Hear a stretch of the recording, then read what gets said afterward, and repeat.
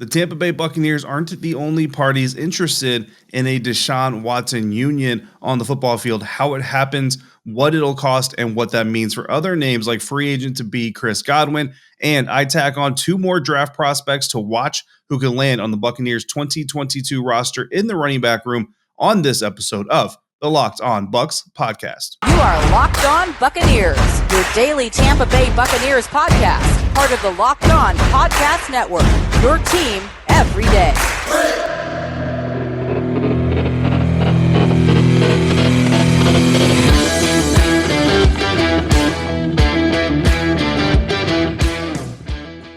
Welcome, Bucs Nation, to this episode of the Locked On Bucs Podcast, part of the Locked On Podcast Network, your team every day. This is your daily podcast covering the Tampa Bay Buccaneers, and I'm your host for today's episode, David Harrison, writer for SB Nation's BucsNation.com, and I thank you for making this show your first listen or your first view if you're on YouTube every single day. My co-host, James Yarko, off for today's episode, but you can find him on Twitter at JYarko_Bucs. Find me at DHarrison82 and the show at Locked On Bucs. Thank you again for making us your first listen or your first view of the day. The Tampa Bay Buccaneers are clearly Deshaun Watson's best chance at getting what he wants on the field. And if the Houston Texans get their way, we could see an agreed upon deal struck within the next 3 weeks, because not only are the Tampa Bay Buccaneers looking into quarterback Deshaun Watson, the quarterback is looking into the team as well. This according to ESPN's Jeremy Fowler, who reported on Wednesday, quote, the Texans quarterback who spent the 2021 season on the team's active roster but did not play has begun evaluating potential fits for his services in 2022 with the Buccaneers and Vikings among teams on his radar, end quote. Now let's compare these two options, the Tampa Bay Buccaneers and the Minnesota Vikings. For starters, the Tampa Bay Buccaneers have won a Super Bowl in recent history. Obviously, that's going to help boost them a little bit, and they've been in the playoffs as recent as, this last NFL season, while the Minnesota Vikings, their defense has kind of plummeted. And their offense, while they do have a weapon like Justin Jefferson, they have Dalvin Cook over there, still not quite fully up to speed. Of course, many would probably argue that a quarterback like Deshaun Watson could probably get that thing rolling just a little bit more. And they do have a veteran quarterback situation that they're dealing with Kirk Cousins over there and trying to figure out what they're going to do with him. So both have solid offensive options, but I would argue that the Tampa Bay Buccaneers have the better defensive track record, even with some of the pieces that may be leaving in free agency. And I would go to say that the coaching staff in Tampa is also better than the one in Minnesota, at least far more established, right? Obviously, than the one in Minnesota. So what will it take for the Buccaneers to potentially broker a deal to bring Houston Texans quarterback Deshaun Watson to Tampa, to Florida, to replace essentially, right, Tom Brady, who is retiring and not retiring, and we'll see how that story continues to develop. I think pretty much everybody of the mindset that Tom Brady has played his last snap in the NFL. So, of course, the known or historic asking price from the Houston Texans for quarterback Deshaun Watson has been 3 firsts and 2 seconds, and it's important to remember that going back to last season, nearing the trade deadline, the Miami Dolphins were actually willing to give the 3 first-round picks and the 2 second-round picks that the Texans were asking for, contingent upon Deshaun Watson settling his civil case before the trade actually went down. Of course, the trade deadline kind of came and went. The civil case was not settled out of court, so the trade never happened. Deshaun Watson remains a Houston Texan, but we know the Texans want to get the deal done before the beginning of the league year, so that really kind of puts a clock on this thing, and Deshaun Watson can be deposed in his civil case as early as February 23rd, as I understand it, which once his deposition is done, once all the documents are brought in, then you can kind of see the civil case kind of move to its final stages and get some resolution. Of course, the problem that the Houston Texans are going to have now, I think, when you look at the Miami Dolphins going back to when they were willing to trade the 3 1s and the 2 2s to get Deshaun Watson, kind of in a situation where I don't want to say their season was lost, but they basically knew they weren't going to be contending for a Super Bowl championship in 2021. So if they bring Deshaun Watson in, the civil case is settled. Once the civil case is settled, then the NFL can hand out their punishment. They do so 6 games, 8 games, rest of the season, whatever they decide to hand out as punishment to Deshaun Watson. And the Miami Dolphins basically have him serve that punishment there while either Tua Tagovailoa is finishing out the season, or if Tua goes elsewhere, the Dolphins are basically playing with Jacoby Brissett or whoever they have a quarterback, and not so much tanking, but essentially setting themselves up for better draft positioning with the draft picks that they do have in the upcoming selection meeting this April. However, that option is now off the board. So as much as the Houston Texans are still going to want those 3 1s and the 2 2s, I feel like the fact that you're talking about this suspension with Watson happening at the beginning of the following season versus the tail end of the current season to a team that is basically counting out their own chances of being Super Bowl champions that year, I think that has a little bit of an impact. I don't know if it's a complete total impact. You take off one of those ones, maybe you take one of the ones off, turn it into another 2 or turn it into a 3.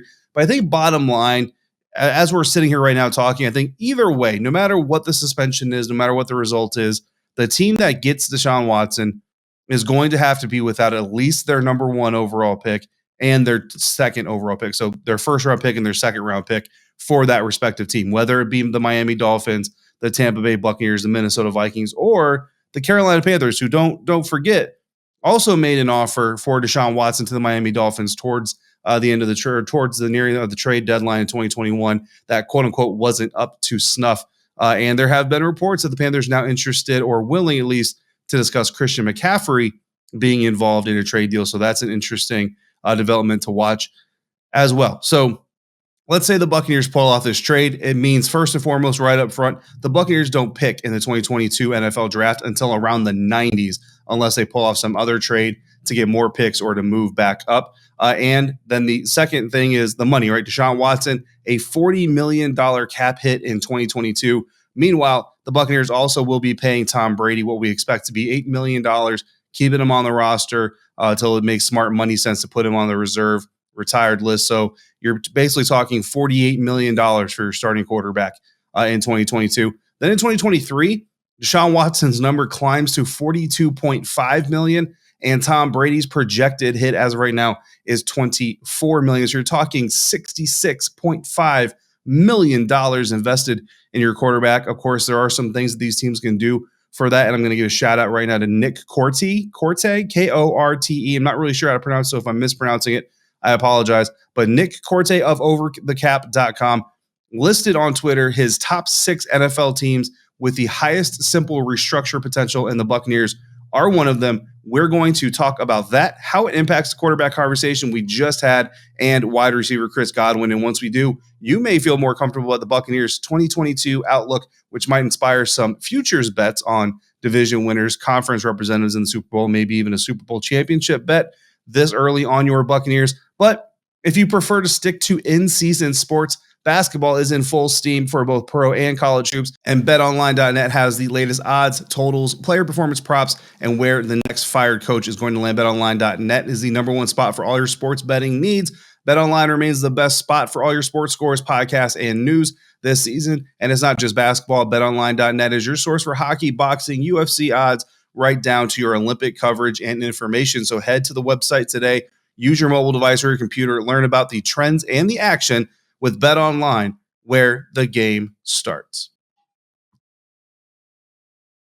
Thanks again for making the Locked On Bucs podcast your first listen of the day. I'm BucsNation.com writer David Harrison, on Twitter at DHarrison82. The Buccaneers re-signing Chris Godwin and getting their next franchise quarterback, guys, may not be as far from reality as many thought entering the offseason. Of course, we're talking salary cap right here. We've already talked about draft capital, trade capital, cap hits. We got to stick with the money, especially when talking about Chris Godwin, a pending free agent. And so going to be all about, well, not all about the money, but a lot of the conversation is going to circle around the money and the salary cap, of which the Tampa Bay Buccaneers currently project to have about $3 million worth of space before we even get to bringing anyone back for 2022 and beyond, or any other new quarterbacks. According, again, to overthecap.com, right now the Bucs have the lowest amount of cap space of any franchise not starting off in the red.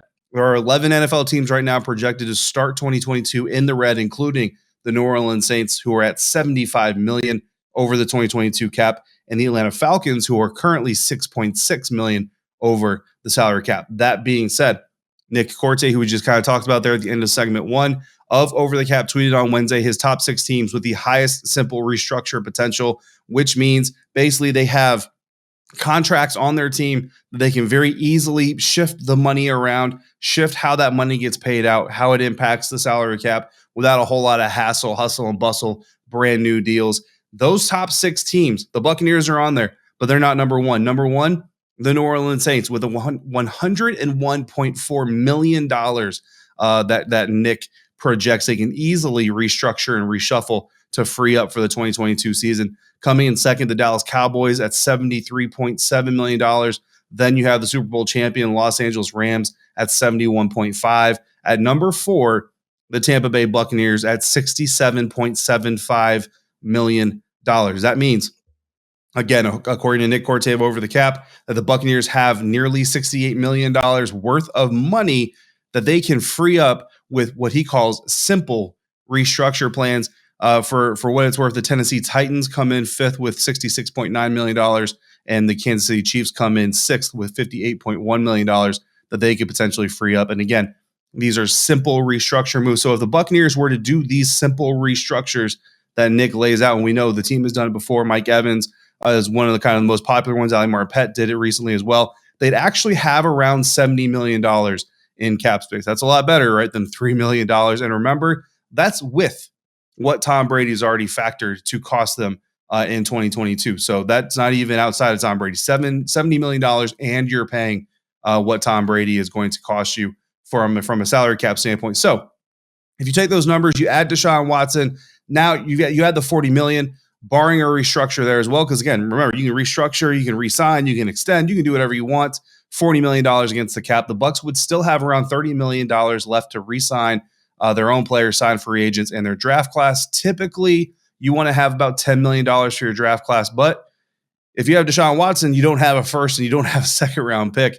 So you don't really need the full $10 million. You just need a decent amount of money. The top priority free agent, of course, in all this and with this money is wide receiver Chris Godwin. His projected valuation sitting at about $16 million per year in the open market. The Bucs still have around $14 million left if they sign him at that per year average starting in year 1, $16 million with Deshaun Watson. Then they still have about $14 million left, like I said, to re-sign guys like Carlton Davis, Ryan Jensen, or whomever they prioritize after Godwin. And remember, bonuses, guarantees, all that stuff can be spread. So Godwin may average $16 million a year in his new deal with the Buccaneers, but that doesn't mean he's going to count for $16 million in year 1 or even year 2. That money can be pushed to, if it's a 3 to 5 year contract, you can push that money to wherever you need it to if you're the Tampa Bay Buccaneers. So the $16 million doesn't necessarily have to hit in 2022 in order for Chris to get his 2022 or his $16 million rather on average. And let's be honest, on the open market, I don't know if Chris will hit the $16 million. I feel like he's probably going to be more around the $15 million. The ACL is not as bad as they used to be, but this isn't Chris's first injury. I'm not saying he's injury prone, but teams are going to basically look at anything they can to try to bring that number down just a little bit while continuing to go ahead and pay him. So I think 15, 16 million is probably realistic. If he hits the open water, which we're going to talk about here in a minute, that price point could, of course, go up in a bidding war. Of course, the bad news of all this, right? This also means the Saints are about $30 million in the green if they want to be. And again, remember, these restructures, we're not talking about players taking less money. It's how they get their money. It's how the team accounts for the money and how it impacts their salary caps. In fact, a lot of times with these restructures, players actually get a chunk of their contract earlier than they would have later, so they're happy to do it. So again, we're not talking about pay cuts. Okay, so let's remember that.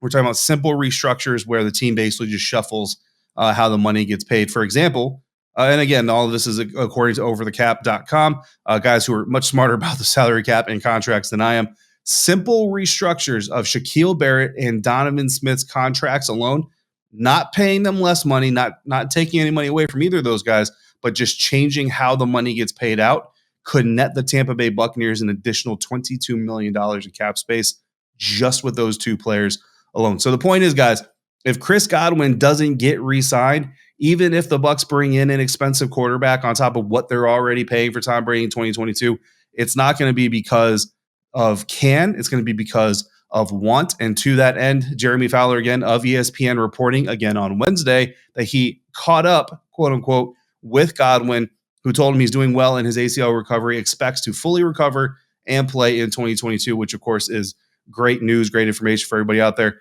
And the star receiver is not returning or not ruling out a return to the Buccaneers, and admitted quarterback is an important factor, but it's not the only factor, and that he's excited about his first crack at the open market. So what does that mean? That means even with a trade for Deshaun Watson or a Russell Wilson or any of these guys that we've been talking about, don't expect a Chris Godwin contract extension to be done and put in place by the beginning of the league year. Expect that Chris Godwin is going to be tampered with. He's going to get some phone calls. He may even go on some trips, guys. He may go flirt with a couple teams here or there before he decides to re-sign with the Buccaneers or sign with another team. Hopefully, he's going to give the Buccaneers kind of the right of first refusal. Maybe he accepts a contract offer from, I don't know, say the Los Angeles Rams, who suddenly want to add somebody next to Cooper Kupp and relieve all that cap space that we were just talking about a minute ago. Maybe Chris goes to the Bucs and says, hey, look, guys, the Rams are offering me $17.4 million on average per year over 4 years with this much up front and guarantees. Are you willing to match it? And if the Buccaneers say yes, they're willing to match it, which, look, outside of $20 million a year and fully guaranteed and all that stuff, it's kind of hard to imagine that the Buccaneers won't match whatever offer if, again, Chris gives them the option to match that. So the Buccaneers have made it very clear that he is a keystone player for their roster, for their team, for their future. Chris has maintained that he loves being in Tampa. He enjoys being a part of the organization, wants to continue doing so. So again, with the numbers and with how these things work with the contract situations, it seems like something that should be a foregone conclusion, right? And look, maybe Chris and his camp are putting this out here to kind of look at the Bucs and say, look, we're talking, but here pretty soon, in about a month's time, I'm going to be allowed to talk to other teams. So if we want to nail this thing down before that happens, we need to get the deal done. I'm sure that all of us, all of you watching, would love to have Chris Godwin locked down before the new league year starts. Of course, the Buccaneers could always franchise tag Chris Godwin, right? And do it for a second year in a row, but that would likely cause some heartache. So before we even get into that conversation, just up front, that's going to cause some heartache between the player and the franchise. Players don't like being franchise tagged. They want security. They want longevity. They want the 3, the 5, whatever year contracts. They don't want to be tied down year to year because of things like exactly what happened to Chris Godwin is you come in kind of one of the hottest commodities on the market. You come in under the franchise tag. You have a 1-year contract. Yeah, it's fully guaranteed, but you get injured, especially towards the end of the season, and now you're in a situation where you're having to fight for your valuation while teams are kind of discrediting a little bit of it because of that injury.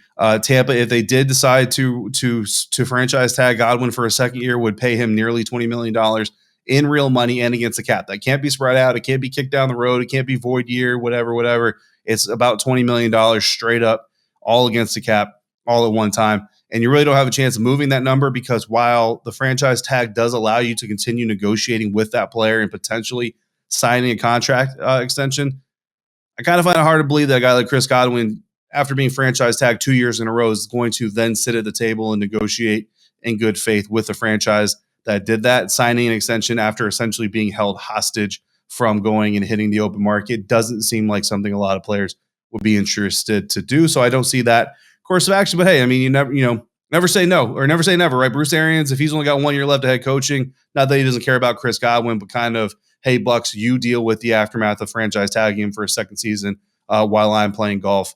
That's going to be your problem, not mine. Whatever happens is a lot of information to digest. So by all means, go back through it, check the numbers, check the website, check the tweets. In the meantime, we're going to continue our running back conversation, and I'm bringing 2 more draft prospects to add to the 2 that James and 10 Tampa Bay's Evan Klosky brought on Wednesday's episode in our final segment on the Locked On Bucs podcast, part of the Locked On Podcast Network, your team every day. Final segment here at the Locked On Bucs podcast on today's episode. I am your host, David Harrison, on Twitter at dharrison82, writer for SB Nation's BucsNation.com, covering your Tampa Bay Buccaneers. My co-host off for this episode, James Yarko. You can find him on Twitter at JYarko_Bucs. The show is at Locked On Bucs. Bucs Nation can be found at Bucs_Nation. James and Evan of 10 Tampa Bay already dropped Florida's Dameon Pierce and Michigan's Hassan Haskins as potential draft targets for the Tampa Bay Buccaneers this April.